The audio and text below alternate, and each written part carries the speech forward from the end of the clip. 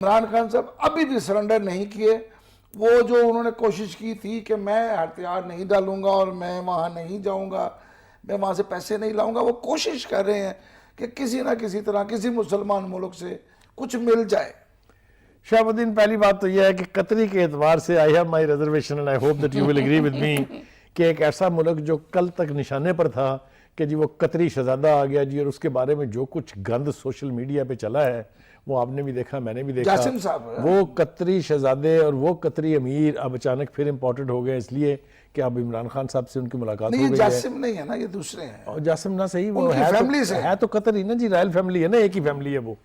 अब ये कि लेकिन हम इस कड़वे घूंट को इसलिए पीने के लिए आमादा है कि अगर इमरान खान साहब की ये कोशिश पाकिस्तान को इस इकोनॉमिक क्राइसिस से निकालने के लिए है, अगर ये कोशिश पाकिस्तान के जो बेरोज़गार लोग हैं उनके लिए यानी रोज़गार के मौके तख्लीक करने के लिए है, मुझे कोई एतराज़ नहीं है। मैं इमरान खान साहब के साथ हूँ, मैं उनके इस इनिशिएटिव को एंडोर्स करता हूँ, लेकिन इसके नताइज निकलने चाहिए। शहाबुद्दीन, ये एफर्ट्स जो हैं ये बड़े कड़े वक्त पे की जा रही है तो बहुत, और एक हमें ये याद रखना चाहिए कि जो इस कड़े वक्त में हमारे साथ है वही हमारा दोस्त है। मैं चीन गया था, मैं चीन रह के आया हूँ 7 दिन अभी जी, कल परसों वापस आया हूँ।